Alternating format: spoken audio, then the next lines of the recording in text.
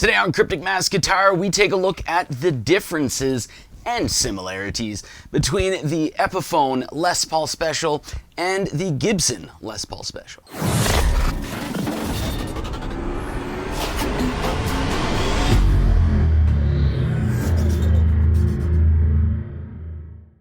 Now, I know I have to do this, and it's really annoying that I have to do this, but we're looking at a budget-friendly versus a moderately expensive guitar.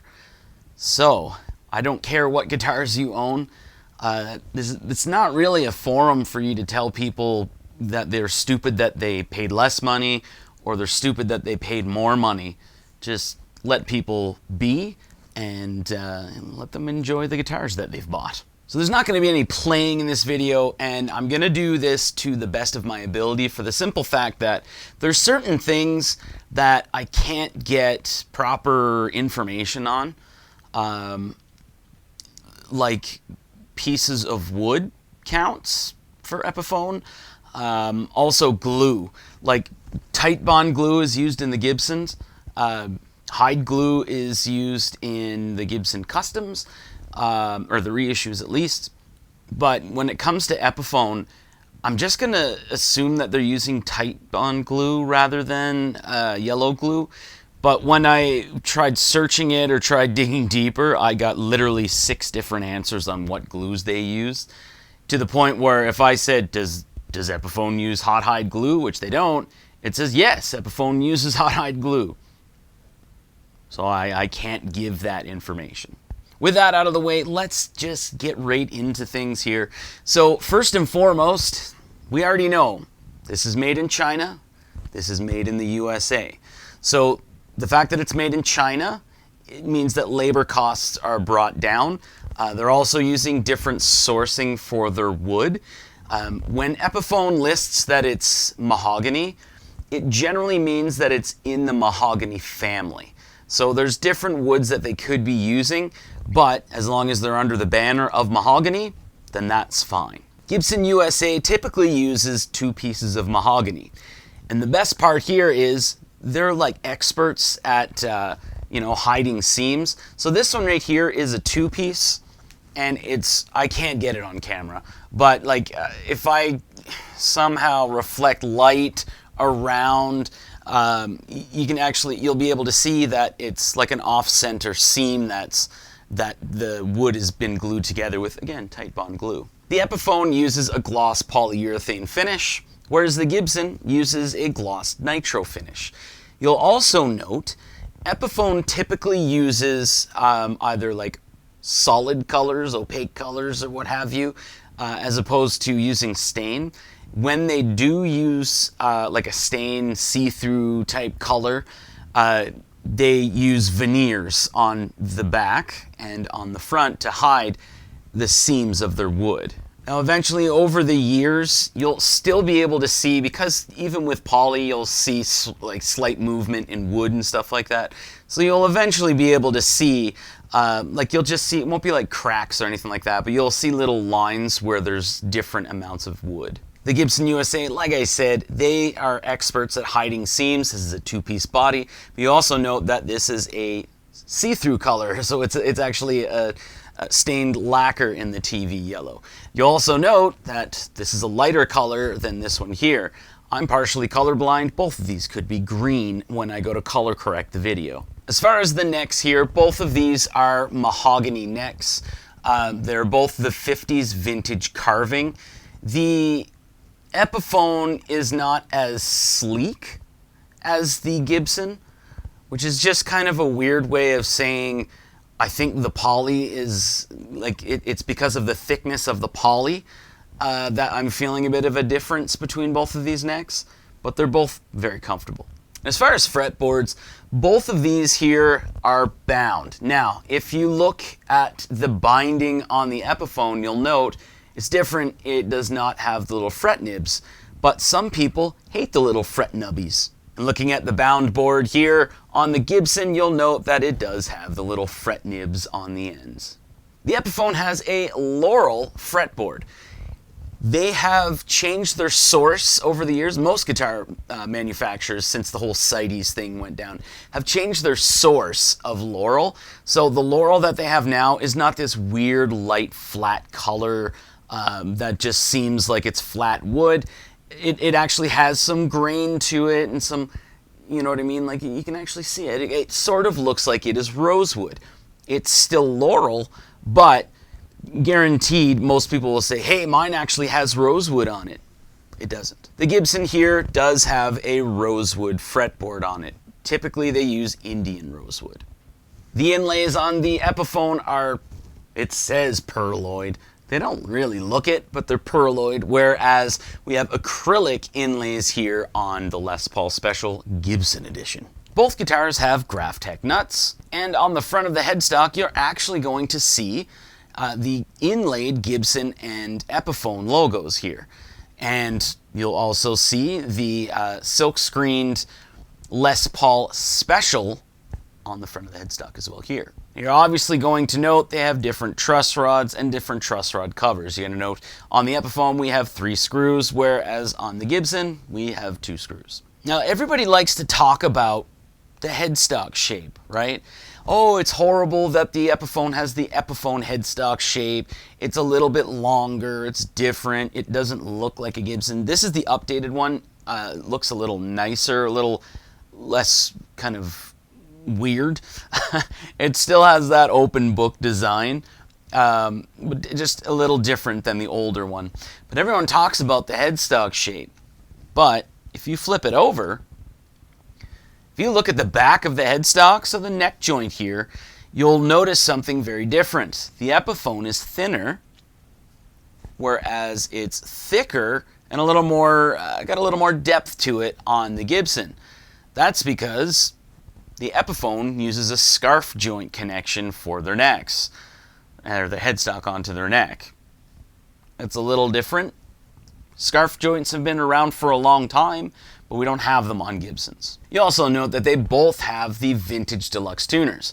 These are the Epiphone version, these are the Gibson version. They both work very similar, they both work very well. They both have the oval buttons on them. Now, they do look a little different, so if you look at the Epiphone, you can tell the construction is a little different, the metal's a little different, and then if you look at the Gibson, again, you'll see it looks a little different. I'll also bring your attention to the neck pocket.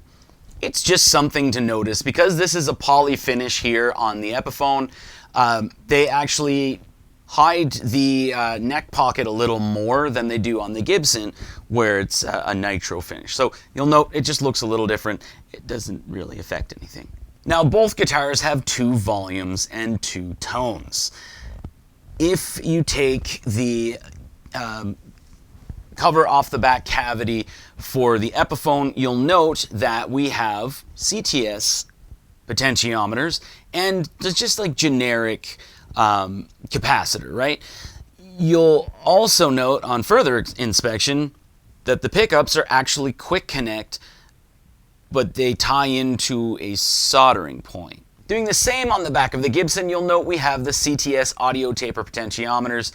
Generally they are Gibson branded, but they are still the CTS audio taper potentiometers, and you'll note that we also have orange drop capacitors. Now, capacitors, most people don't know that they don't generally use them. Capacitors are very important when it comes to P90s, because P90s you tend to learn a little more than you do with humbuckers, just because of the different tones you can get out of it, just by changing the values on your tones. So if you're actually dialing back on your tone pots, your capacitors are now entering the signal. When that is set to stun, so like on full blast, it's not there. Now, I don't have details on the toggle switch for the Gibson, and the Epiphone toggle switch, it just says Epiphone toggle switch in the specs off of their website. But let's go ahead. Well, here's what the Epiphone looks like. Note the N. And then here's what the Gibson looks like. Now I'm going to bring this up because it doesn't really matter, and you can buy switch tips for very cheap. But the Epiphone here, the 3-way toggle switch has a black switch tip, whereas the Gibson has an amber switch tip. All of those control the P90 pickups. Now the Epiphone here has the P90 Pro pickups.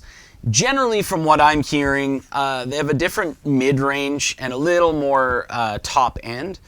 And they don't have as much low-end focus as the Gibson P90s that are on the Gibson. They're just the P90. There's no like special version of the P90 here on this guitar. But that's really tone, right? So that's subjective. And if you wanted to, you could literally just change the pickups here. And then finally, we'll take a look at the bridges, because on the Epiphone, we have the lightning bar. The lightning bar is typically found on the SG Special or the SG Junior. Basically, it has these little lines that go across to help with intonation, right? That's a good thing. So you can adjust things with the little screws that are here, so you can move that bridge around. On the Gibson, you'll note that we have the non-compensated wraparound. So we don't have the little spots to help with intonation. You can still move your bridge back and forth. Not as crazy as the lightning bar here, because there's a lot of screw length on this. But one thing to also note really quickly is the bridges are in slightly different locations.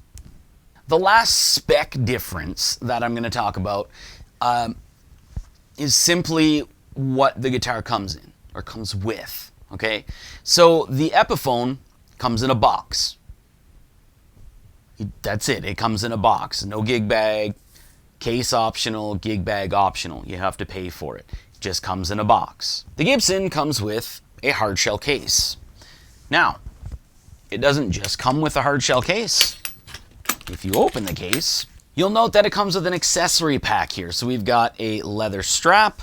We have the pre-packed checklist, the warranty information card here. We have a picture of the guitar on the workbench. People call this the baby photo. We also have, for some reason, another blank truss rod cover and another poker chip here. We also have the keys to the case. We have a Gibson app advertisement. We have a polish cloth. We have an owner's manual.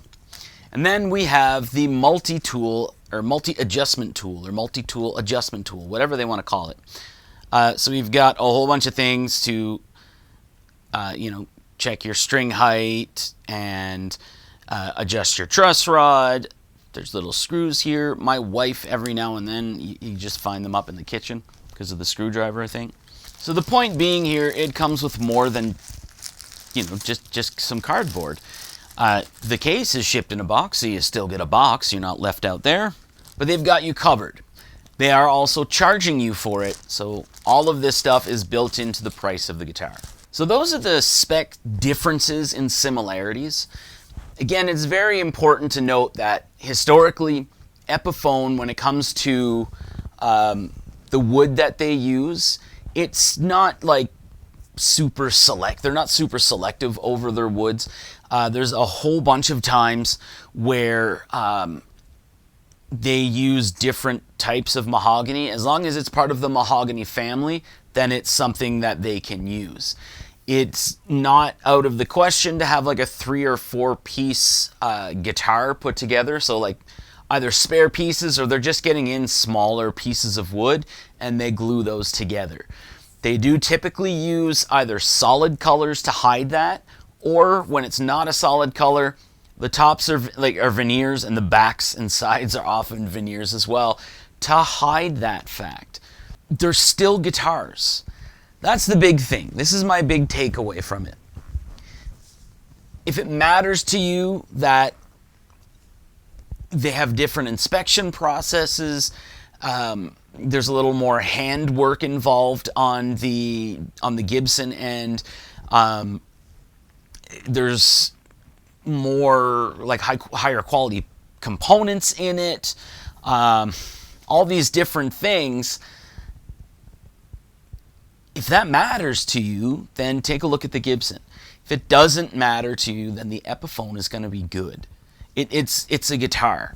You know what I mean? It's not like very often. And it's funny because like I just recently bought brand new appliances. Never read reviews on appliances, especially on Home Depot's website. Everything is horrible. Stoves, don't work. They're not actually stoves. There's no fridge. Actually, there's one fridge on the market that's good, and it's the one that I bought, apparently. And dishwashers are horrible, and like microwaves are they don't. All of these different things, when people write reviews for things that they've bought, it's either because they want to show off their purchase, or they've had a bad experience and they need to get it out in the worst way. And very often when it comes to guitars, because we as guitar players are so invested in ourself and the connection that we make with those guitars, that especially when we pay a higher price tag for something. So basically, when you say you start off with Epiphones, I love Epiphones. Epiphones are great. I don't play Ibanez, or I don't play Jackson, or this or that. You have that brand loyalty. You want to get it out there because you've made such a good connection with your guitar. Then you buy a Gibson. Well, you saved up a long time for a Gibson. Now you have the Gibson. You sold the Epiphone to get the Gibson, maybe. I don't know, but you don't play your Epiphone anymore. You don't have it. I'm a Gibson guy, so you've got to tell everyone you're a Gibson guy. Then you go from Gibson USA to Gibson Custom. And then as far as Gibson Custom, this is true. I have a hard time going from Gibson Custom back to Gibson USA just because I'm enjoying the Gibson Customs more. But the Gibson USA are still fantastic guitars.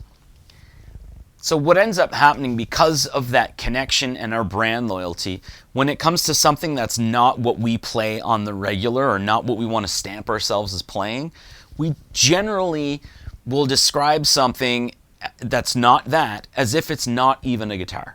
That's just how things go. So those are the differences. They may or may not matter to you, but to find things out for yourself, make multiple trips to guitar stores and play them. Play them for a long time. Play them so long that they tell you to leave. Or are they going to go, you actually going to buy something today? Do that. I did that in high school, and I learned a lot. And when you're in the music store, if you're young, listen. Because there's going to be people talking a whole bunch of different things, and you're going to pick up on things. And that's one thing I did when I was a kid. When I would go to the music store, it was a little sandwich shop in the music store, and there was always, I make it seem like there's Stantler and Waldorf. There was usually a couple of older guys, and they used to talk about older Fender guitars and how the older Gibson guitars, they just don't make them the way they used to, and they use this glue and they use this, and you learn how to properly tune a guitar and all of the different things, like how a neck is not supposed to be flat. If a neck is flat, that means you're more than likely going to have fret buzz on the first fret. It should have a slight back bow in it. Different things like that. But don't let other people influence you. Just make your decision for yourself. When it comes to, like, if you go through and you say to yourself, I'm going to buy the Epiphone, and you buy the Epiphone and you regret it like 2 years later, it's better than going in and buying the Gibson being unsure and regretting that 2 years later. You know what I mean? Because there's such a price difference between the two. I'm going to stop talking now and hopefully help you out. Thanks for watching.